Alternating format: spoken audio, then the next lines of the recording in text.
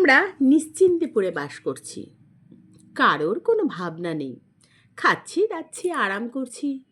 গৌরী সেন টাকা জোগাচ্ছেন, শুধু মাঝে মাঝে তিনি বড় ভোগাচ্ছেন।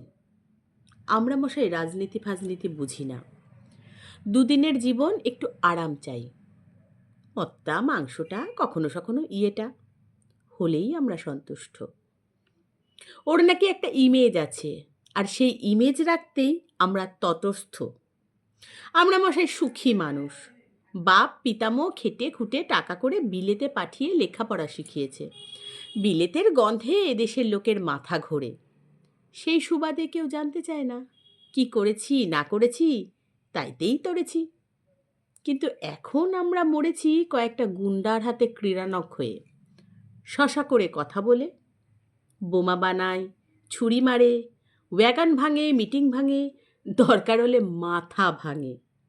গৌরী সেনের টাকা ভাঙে, ওরাই কিন্তু সব। অথচ ওদের অন্তরালে রেখে সামনে দাঁড়িয়ে ইমেজটাকে রাখতে হবে আমাদেরই। বলতে হবে ইংরেজি ভাষাটাই প্রাথমিক স্তরে পাঠ্য হওয়া উচিত। বলতে হবে শান্তি শৃঙ্খলার বড্ড অভাব, যদিও সেটা ভাঙছে ওই গুন্ডারাই। তা না হলে নিশ্চিন্তিপুর থেকে আমাদের নির্বাসন। কি কাণ্ড ভাবুন তো, এর নাম কি শাসন? আরে মশাই, আমরা হলুম গিয়ে ইন্টেলেকচুয়াল। গোদার ফেলেনি সত্যজিতের কোনটা আসল কোনটা ভেজাল, এই নিয়ে মাথা খুঁড়ে খুঁড়ে চকচকে টাক পড়ে গেল। ওইসব মিডিয়া ফিডিয়া যাই বলুক, ভাবুক না, লোকে যতই স্বাধীন চলছে, কার আইডিয়ায়?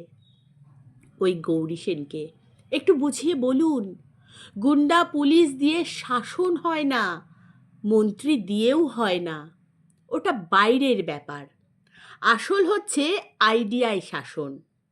অর্থনীতি, স্ট্যাটিস্টিক্স, সেমিনার ফেমিনার, এমনকি স্কুল পাঠ্যপুস্তক থেকে শুরু করে মাই সিনেমা টেলিভিশন পর্যন্ত চলছে ওই আইডিয়ার শাসন। আর সেটা চালাচ্ছি আমরা। এমনকি ওর ভাষণ, তার ভূত লেখক আমরাই। আমাদেরই অনিশ্চিন্তপুরে পাঠালে অনিশ্চিত হবে ওর শাসন। এ কথা একটু বুঝিয়ে বলুন। আয় আয়, কে কান ধরে টানছে? কান ধরে টানছে কে?